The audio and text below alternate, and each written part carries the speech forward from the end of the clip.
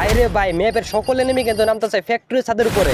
আজকের ভিডিওতে আমরা এমন একটা কাস্টম তৈরি করতে চলেছি সেখানে কিন্তু কোনো প্রকার গান ইউজ করা যাবে না। সো এখন কিন্তু আপনাদের মনে প্রশ্ন আসতে পারে যে গান ইউজ না করলে ম্যাপের মধ্যে কিভাবে ফাইট হবে।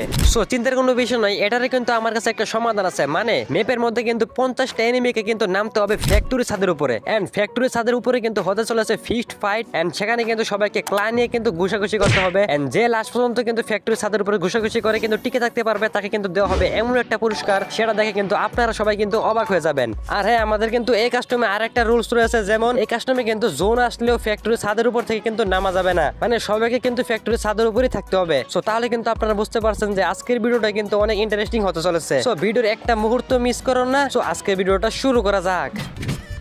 সো গাইস, আমরা কিন্তু অবশেষে আমাদের কাস্টমটা বানিয়ে ফেললাম, এন্ড এখানে কিন্তু আপনারা দেখতে পাচ্ছেন যে আমাদের মেম্বারটা ছিল কিন্তু 48 জন। সো এখন কিন্তু আমরা আমাদের কাস্টমটা স্টার্ট দিয়ে দিচ্ছি, এন্ড এখানে কিন্তু আমরা লবিতে চলে আসি, এন্ড দেখতে পাচ্ছেন কিন্তু সবাই কিন্তু লাফালাফি শুরু করে দিচ্ছে, এন্ড কিন্তু ম্যাপের মধ্যে কিন্তু আমাদের 48 জনের মধ্যে কিন্তু 48 জন কিন্তু আমাদের লবির মধ্যে ঢুকে পড়েছে, মানে কেউ এলিমিনেটেড হয় নাই। সো এখন কিন্তু আমাদের প্লেন চলে এসে পড়েছে, এন্ড দেখতে পাচ্ছেন কিন্তু সবার নামগুলো লক্ষ্য করে রাখো, এন্ড আমি কিন্তু এখন একজনের খেলা দেখবো। এন্ড গাইস দেখতে পাচ্ছেন কিন্তু বাইরে ম্যাপের সকল এনিমি কিন্তু নামতেছে ফ্যাক্টরি ছাদের উপরে। এনগেজ উপর থেকে কিন্তু সকল এনিমিদেরকে কিন্তু পিঁপড়ের মতো ছোট দেখাচ্ছে। এনগেজ অর্ধেক এনিমি কিন্তু নামবে সেই ট্যাঙ্কের উপরে, এন্ড অর্ধেক এনিমি নামবে কিন্তু নিচের দিকে। এনগেজ এখানে কিন্তু সে নেমে তার সেন্টনে ইউজ করে ফেলেছে, এন্ড এখানে কিন্তু আমরা আরেকজনকে দেখতে পাচ্ছি সে কিন্তু তার স্পাইডার ক্যারেক্টারটা ইউজ করে ফেলেছে। এনগেজ অলরেডি কিন্তু ম্যাপের 4 জন কিন্তু মারা যায়। সো এখানে কিন্তু আপনারা ধুমধুমার ফাইট দেখতে পাচ্ছেন, সবাই কিন্তু যে যার উপর কিন্তু ওরা ধরে ঘুষাঘুষি করছে। এনগেজ এখানে কিন্তু একজন বাইরে নেমে গিয়েছে। সো আমরা কিন্তু এখানে একটা ফাইট দেখতে পারবো মনে হচ্ছে। এখানে কিন্তু লাল জার্সি পরা ছেলেটা কিন্তু একজনকে দৌড়ানি দিল, বাট সে কিন্তু মিস হয়ে গেল, বাট সে কিন্তু আবার ফাইটের চেষ্টা করলো, বাট সেও কিন্তু মিস হয়ে গেল। সো আমরা কিন্তু এখানে কোনো ধরনের কিল দেখতে পারছি না, এন্ড সে কিন্তু গুলাল দিয়ে প্যাক করে ফেলছে। এন্ড এখানে কিন্তু 110 এর একটা হেডশট লাগছে, বাট সে কিন্তু বেঁচে যায়। এন্ড এখানে কিন্তু আরেকজন প্যাক করে বসেছিল।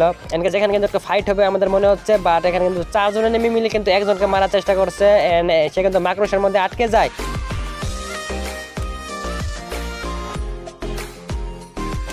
সো গাইস এখানে কিন্তু যে যার মতন কিন্তু প্যাক করে বসেছিল, এন্ড এক ভাই কিন্তু আমাদের পিকে নামে গেছে, বাট সে কিন্তু এলিমিনেটেড, মানে পিকে নামলে কিন্তু হবে না, আমরা বলেছিলাম নামতে হবে ফ্যাক্টরিতে। সো এখানে কিন্তু আমাদের নীল জার্সি পরে অবিটো ভাইকে দেখা যাক, সে কিন্তু 0 কিল করেছে, এন্ড সে কিন্তু এখানে কিল নেওয়ার চান্স নিচ্ছে, বাট সে কিন্তু কিল নেওয়ার চান্স পাচ্ছে না। সো এখানে কিন্তু সবে প্রায় কিন্তু প্যাক করে বসেছিল, এন্ড আমাদের এই ভাইটা কিন্তু মাকড়সা ছেড়ে দিল, এন্ড সে কিন্তু তার মাকড়সার মধ্যে আটকে গিয়েছে, বাট সে কিন্তু প্যাক করে ফেলেছে, এন্ড সে কিন্তু একটু জন্য তার কিলটা নিতে পারলো না। এন্ড এখানে কিন্তু আমাদের নারুটো ভাইকে দেখা যাক সে কি কিল করতে পারে কিনা, মানে সে কিন্তু অলরেডি একটা কিল করে ফেলেছে। এন্ড গাইস আমাদের কিন্তু এই ভাইটা ফ্যাক্টরি ছাদের উপর না নেমে কিন্তু আমাদের পিকে নেমে কিন্তু ফাইট করতেছে। সো এখানে কিন্তু আমাদের ওবিটো ভাই কিন্তু ফাইনালি একটা কিল করে ফেললো, এন্ড দেখা যাক সে কয়টা কিল করতে পারে। মানে তার কিন্তু এতক্ষণ 0 কিল ছিল, এন্ড সে কিন্তু একটা কিল করে ফেলছে। সো এখানে কিন্তু আমাদের লিডার ভাইকে দেখা যাক সে কয়টা কিল করতে পারে, মানে অলরেডি কিন্তু সে 3টা কিল করে ফেলেছে। এন্ড গাইস এখানে কিন্তু আমরা দেখতে পাচ্ছি সে কিন্তু গুলাল দিয়ে বাঁচার চেষ্টা,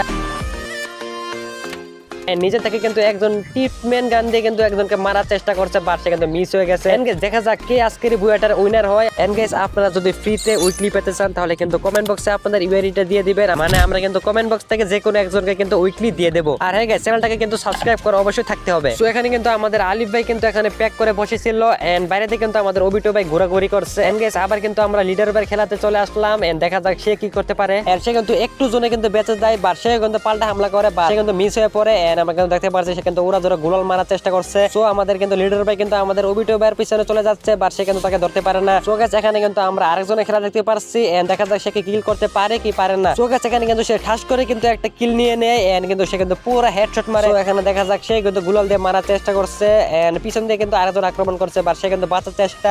দেখা যাক সে কি আরো কিল করতে পারে নাকি পারে না।